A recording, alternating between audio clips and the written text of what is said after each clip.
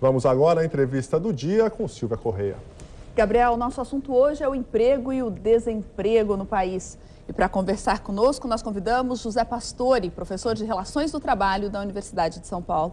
Boa noite, professor. Boa noite, Silvia. Obrigada por aceitar nosso convite. É um grande prazer estar aqui. Professor, eu queria partir desse programa hoje, que foi ampliado pela presidente, mais uma redução da taxa de juros do programa de microcrédito. Isso tem potencial de gerar empregos no país e, sobretudo, de reduzir a informalidade? Nós temos no Brasil, Silvia, cerca de 20 milhões de trabalhadores por conta própria que estão na informalidade. Portanto, não tem proteção nenhuma, nem trabalhista, nem previdenciária.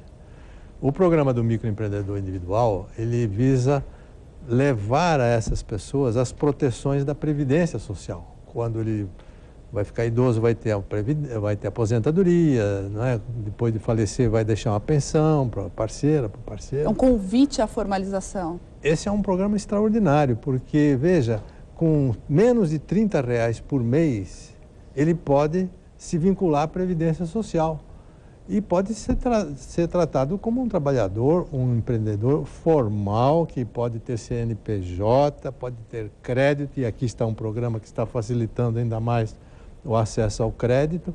É um programa de muito potencial. Eu acho que o Brasil está inovando nesse ponto. O senhor citou a Previdência Social. A informalidade é um problema para a Previdência, né, professor? Seríssimo. Porque ele não contribui, mas ele, no final, vai ficar sob o guarda-chuva ali da Previdência. O Brasil tem 50 milhões de pessoas na informalidade que não contribuem nada para a Previdência Social. E quando uma pessoa dessa fica idosa e carente, vai ter um salário mínimo da Previdência Social.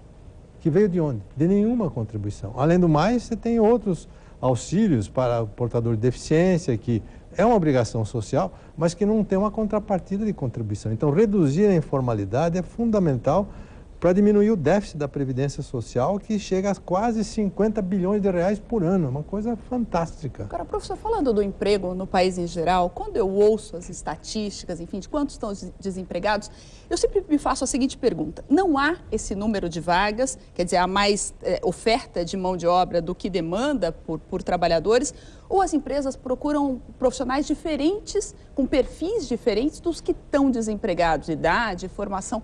Qual que é o problema que a gente vive? Nós temos as duas coisas ocorrendo, né, Silvia? Você tem uma taxa de desemprego que está caindo, nós estamos agora com cerca de 6%, que é uma taxa muito boa, mas ao mesmo tempo no meu e-mail, eu fico toda hora recebendo e-mail de pessoas que falam assim: mas eu sou bem formada, tenho treinamento e não consigo um emprego. Como é que se explica isso? Esse desencontro, não é? Nem sempre aquela pessoa que tem um treinamento, esse treinamento é o adequado para as empresas. Existe esse desencontro em grande parte das pessoas. Então, os dois fenômenos convivem, e isso é comum em várias sociedades, que você tem desemprego e tem pessoas que não conseguem se encaixar no emprego por falta de qualificação adequada. São dois problemas mesmo. São dois problemas. Professor, o senhor que já escreveu tantos livros sobre emprego, desemprego, relações do mercado de trabalho, escreveu agora e lançou esse mesmo, mais recente, que tenta tratar da reinserção do preso, do ex-preso no mercado de trabalho. É um assunto super polêmico. De um lado tem o empresário que resiste a empregar esse preso. Do outro tem a questão que, sem emprego, sem renda, quem é que vai ser reinserido na sociedade? O que eu queria lhe perguntar é o seguinte: como vencer isso? Como convencer o empresariado brasileiro de que os ex-presidiários, afinal, precisam de emprego? Esse é o assunto mais difícil que eu estudei até hoje, Silvia. Muito difícil. Realmente, a sociedade tem uma resistência muito grande em relação ao ex-presidiário, não é? Agora, qual é a realidade que nós temos? Nós temos, todo ano no Brasil, são libertados cerca de 30 mil presidiários que cumpriram a pena. Cumpriram. Então, kits. Eram ficha suja, viraram ficha limpa. Só que a sociedade não os trata como ficha limpa. Acha que eles vão continuar ficha suja o tempo inteiro. Porque tem medo, né, Porque professor? tem medo, porque acha que é uma pessoa não confiável. Até certo ponto há uma justificativa, afinal de contas ele praticou um delito, né? Ele foi um infrator. Mas temos que pensar alguma coisa para essas pessoas que saem do presídio, porque se nós não levarmos trabalhos a ela, as estatísticas comprovam isso, Silvia. Cada 10 que saem do presídio, 7 voltam para o crime. Os que não conseguem Os emprego. que não conseguem trabalho. Agora, os que conseguem trabalho, você vê que a estatística mostra que a reincidência cai para 20%. Mas, professor, tem É uma um questão que é difícil de solucionar, que a atração do crime, dos rendimentos do crime é enorme. Esse cidadão vai topar um emprego de salário mínimo e vai largar essa vida que rendia não sei quantos mil ao mês? Não são todos. É preciso dar um clique na cabeça de um ex-presidiário para abandonar o mundo do crime. Há alguns que não conseguem fazer isso, ou por droga, ou porque já optaram pelo crime como um meio de vida. Felizmente, não são a maioria. A maioria quer sair disso aí e está procurando um trabalho, e se tiver um trabalho, sai. Tanto que há algumas experiências que mostram que o sucesso é razoável. Não é retumbante, mas é razoável. Experiências brasileiras. Experiências brasileiras. Cita uma para a gente que vai bem. Por exemplo, Minas Gerais lançou um programa muito interessante, reuniu empresários, fez uma campanha, olha, nós precisamos colaborar, senão a reincidência vai continuar, o crime vai continuar, vamos colaborar. O Senai entrou no circuito, junto com o SESI, passou a dar treinamento para os ex-presidiários, porque infelizmente eles têm pouca qualificação.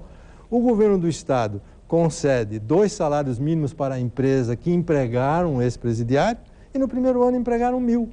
Começou agora, recentemente. Começou recentemente. Então, não é um número retumbante, porque saem 30.000 todos os anos, mas é alguma coisa que anima.